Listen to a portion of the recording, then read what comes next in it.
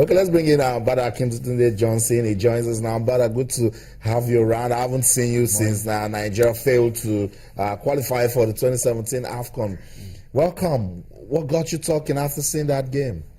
Oh, well, I didn't go into the game with a lot of expectation. I was here on Sunday, on Channel Sports on Sunday, trying to temper the expectations, because I knew that we would have been sucked into some false sense of hope because we dominated the first leg. I knew that the approach of the Egyptians was going to be, different.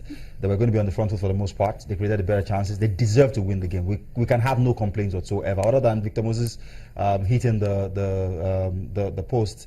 We didn't create much going forward. The lone striker in Igalo was isolated the most part. We didn't try to play on the breakaway effectively. We didn't play. I mean, we kept playing long balls that they dealt with time and again. There was no, as far as I was concerned, there was no clear-cut plan to win that game or at least get a draw and stay alive. So because I wasn't expecting so much, I wasn't so heartbroken. The painful thing is, for the second consecutive AFCON, since the last one we won, we're going to be having to watch on TV, where we pride ourselves as one of the biggest teams in Africa.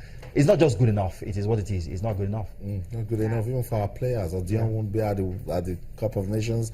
Victor Moses, those young guys, they need those kind of platforms to showcase their skills, because there's no telling whether or not we're going to qualify for the next World Cup. And even when we do, on the evidence of the last display, we just make up the numbers, basically. But on the African continent, we have a right to believe that we can win it. And usually the minimum that is expected is semi-final place at AFCON. But now we're becoming the new Egypt, as one of my friends would say. No. That was 3 times. So they won Nations Cup 3 times in a row, and of course they didn't go 3 times in a row, and they're back again right now. Again, exactly the point. I mean, maybe they earned their right to their sabbatical because of the phenomenal success they achieved, winning back-to-back championships before they went on that long break. But in our own case, it was won in 17 years or 19 years. How can you win it and don't qualify to defend it? Okay, Egypt did it. And then you you follow it up with another. I was going to ask you a question before we started talking about egos, because I'm tired now about the money we're actually reeling out. Michael Jordan, David Beckham, how they're making so much money. And I was asking Austin, you're tall. why didn't you do basketball? You could have been earning so much money. Oh, well, unfortunately, I didn't choose the right country. If I was born in America, of course I would have played basketball. Oh my goodness. All right, let's take a look at the papers right now. I'll start with Sporting Life? Sporting Life, yeah. Mikel won't quit Eagles. Moses got it with 2017 AFCON means, and Eagles don't have quality players. Adokia and Missimaka, that's what he's saying. Okay, and I have no regrets hiring Ulysses, says Amaju Pinnick. Super Eagles target 2018 FIFA World Cup. Well, Mikel won't quit Eagles. I didn't expect he was going to. He's newly appointed captain.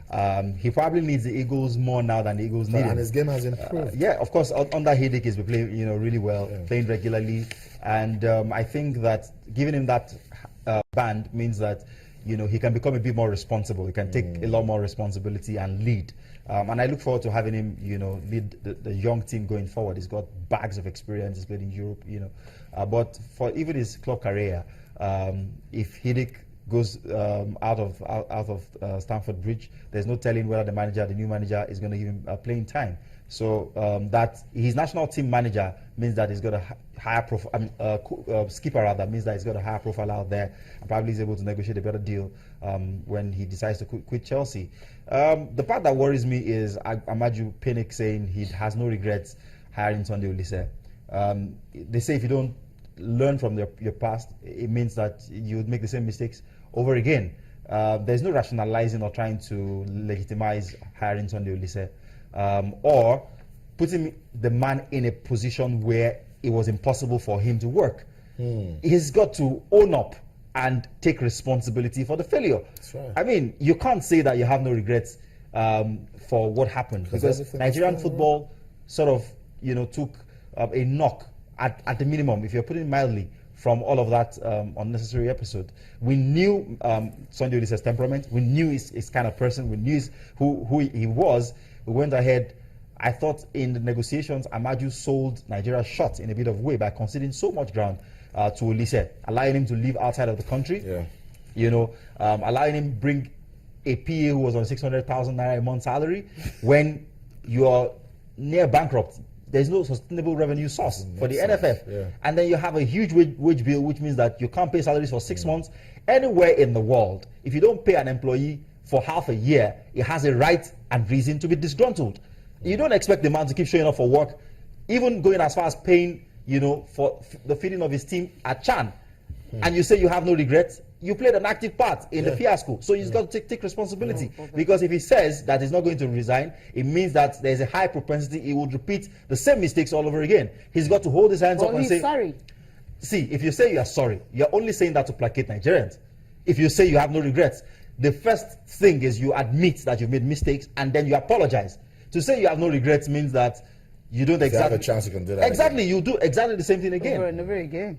Okay. Okay, and another. Okay, the final one. I mean, Amesi Mankai is saying that Eagles don't I have disagree. quality players. What I do you disagree think? absolutely. I think that this is a period in our football where we should have every right and reason for optimism. Yeah. You know, you have for the first time in a long while a few Nigerian players playing for top quality sides. Iheanacho is at City, Mikel is at Chelsea, That's right. Igalo probably would make a move to a top 4 team on the back of his Even performances. playing regularly in the EPL is a good EPL. one. I mean, you have players who are doing well Victor all over the place. Moses, West Ham. Moses at West Ham is playing regularly. Ahmed Musa. You know, Sesco. and the list is endless. And you say we don't have quality players.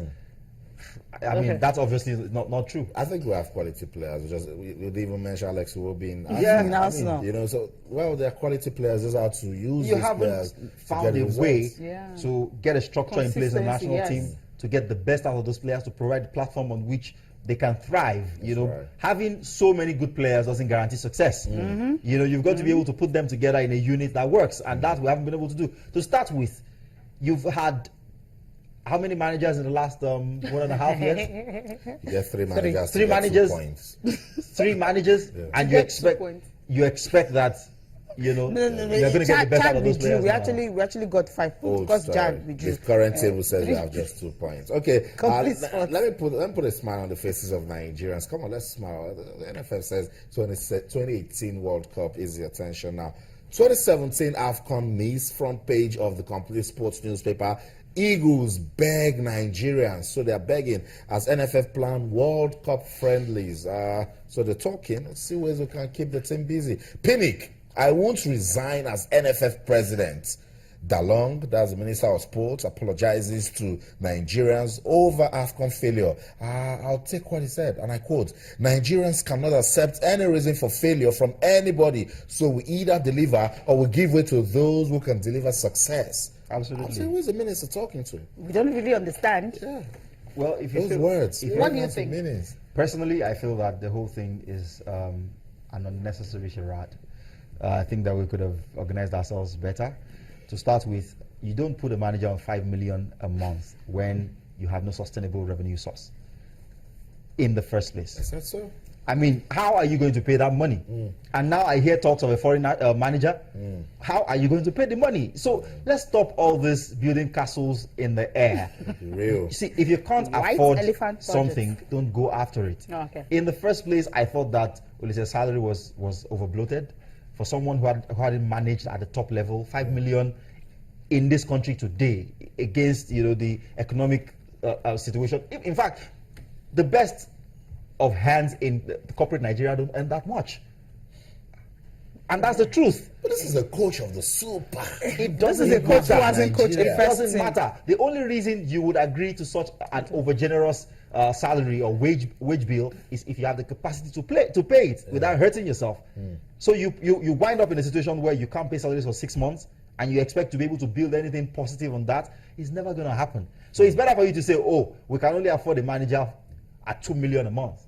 And you go for a manager. And go for that who manager can- yes, and exactly. pay him, motivate him to get the results, rather than put him on 15 million and you can't pay that. It doesn't make any sense. Work to ensure that they're committed to that cause. They know course. that, look, this is what we are. This is what bringing we've to you, got. and we can get better.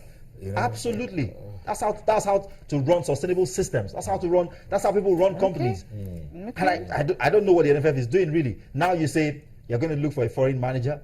a foreign manager I'm not who- sure they're saying that. There's just all there are speculations. insinuations. There All are. speculations. Well, let's hear from them first. Let them come out to tell us they're looking To for. me, it doesn't We seem look like at the there's a last plan. one. It doesn't seem like these guys understand really what they want to do. I The know, last I one know. here, Siasia says we're unlucky, and he goes, coach knows fate on Tuesday. NFF and the minister are supposed to meet next week Tuesday. We'll see the outcome of We were that not meeting. unlucky. We got beat by a better side. Yeah, We I got wanted two it legs. more. And Yeah. I showed it home and away. Thank you. Bradley expects tough Pakayo test. Okay, that's Timothy Bradley, and Pakayo have actually improved in his movement recently. He's no longer slow, according to Freddie Roach. That's his coach. Okay, thank you so much, Bada, for coming around. These are not good times. We just try to talk about football in Nigeria. More reasons why we should develop other sports. So We that should. we can start winning We've from got other talent places. in other sports, but what worries me is that if our number one passion point, which is football, is so badly managed, what hope have we got for what we call lesser sport? I mean, this is what There's pulls no people lesser together.